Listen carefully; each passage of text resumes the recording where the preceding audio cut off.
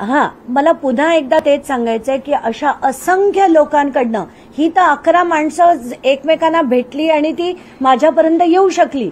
अशा असंख्य लोकांना राज घनवट, राजेंद्र घनवट आणि पोपट घनवट यांनी प्रचंड लोकांच्या जमिनी लुटल्यात.